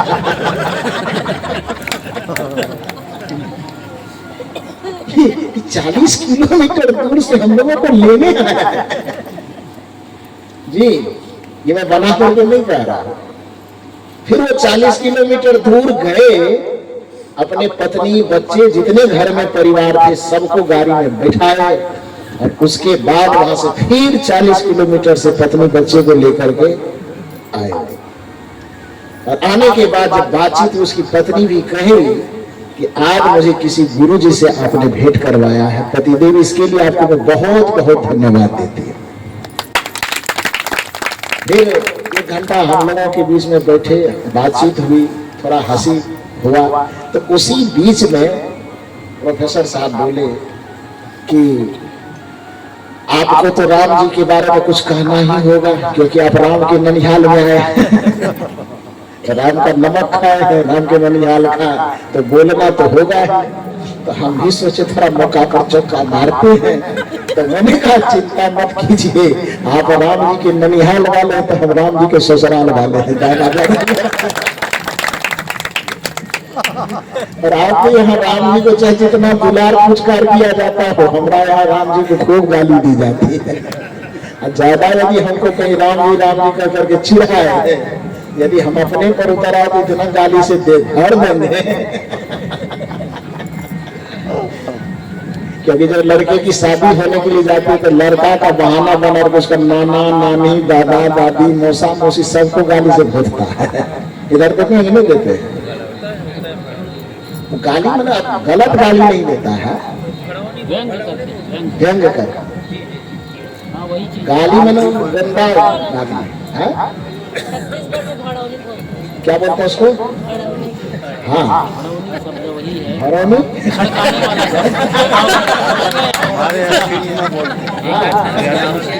सीखना इधर क्या बोलते हैं? हरामी, भड़काने वाला। हाँ व्यंग ही हुआ।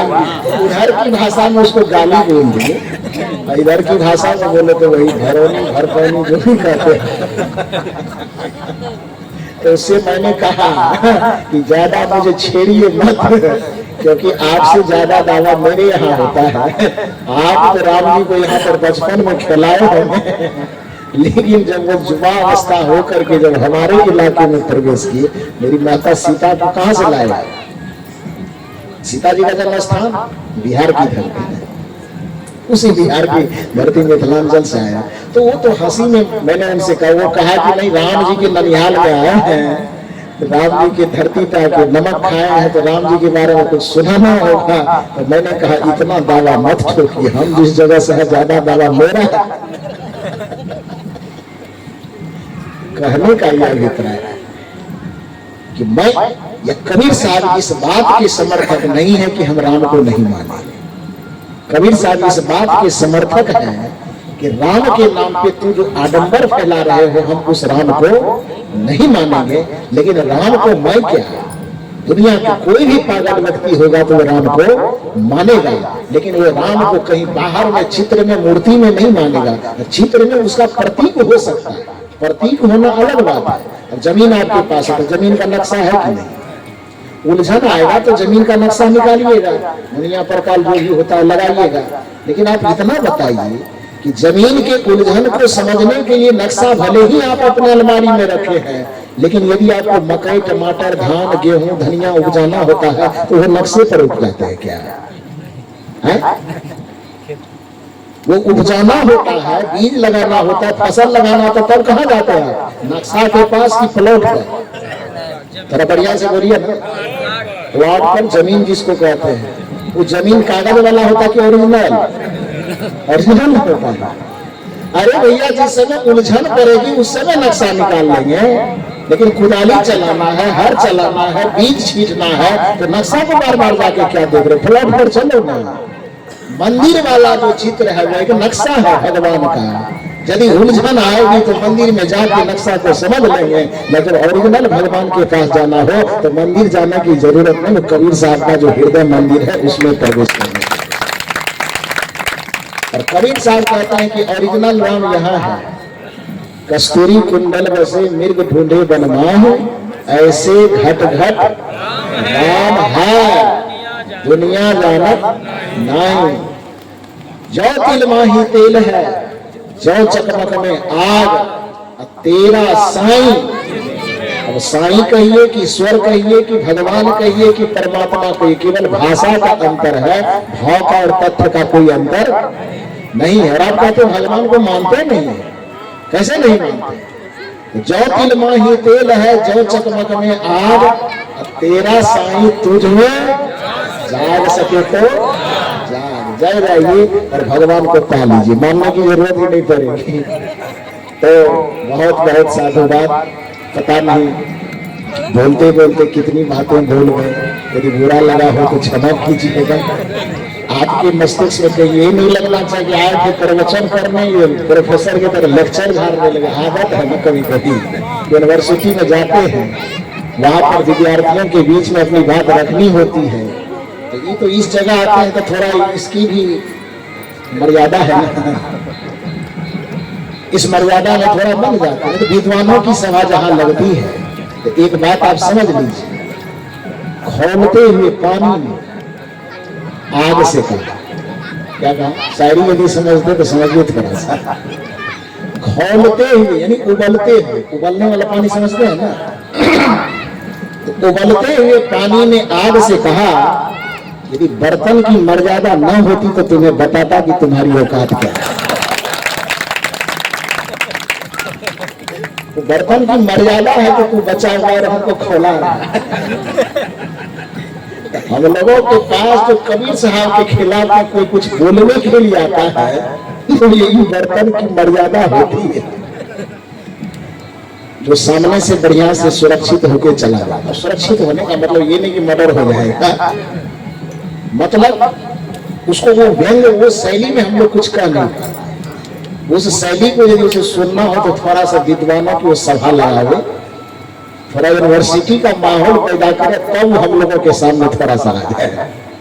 कबीर साहब अपने जमाने में विद्यालय गए हो कि न गए हो मुझे नहीं पता, विद्यालय था ही नहीं, तो गाछ के नीचे में विद्यालय लगता था, नहीं लगता था। ये प्राथमिक विद्यालय, उच्च विद्यालय, महाविद्यालय बना हुआ था। अरे आम गाछ के नीचे एक शिक्षक बैठ जाते थे, वहीं पर पढ़ते थे। तो विद्यालय था ही नहीं तो लोग विद्यालय जाएगा कहां से भाई, कहां से जाएगा? तो मेरी दृष्टिकोण में मैं ये जहां तक समझ पा रहा हूं कि भले ही कबीर साहब को कभी विद्यालय जाने का मौका लगा हो कि न लगा हो, लेकिन आज उसी कबीर के खानदान में, उसी कबीर के परिवार में ऐसे ऐसे व्यक्ति पैदा है जो यूनिवर्सिटी को पैदा करने वाला है, यूनिवर्सिटी को उत्पन्न करता है। तो कबीर साहब के जमाने में तो आप है नहीं कि उनसे हाथ से हाथ मिला पाइएगा, एक बार जरूरत समझ में आवे तो उनके परिवार के बच्चों से आकर के हाथ मिला, बात समझ में आ गई।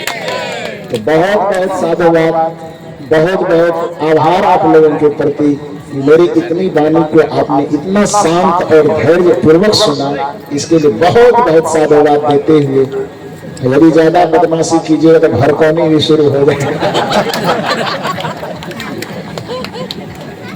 तो बहुत बहुत साधुवाद देते हुए अपनी वाणी को यहीं पर विराम देता हूं। बोलिए सदगुरुदेव की।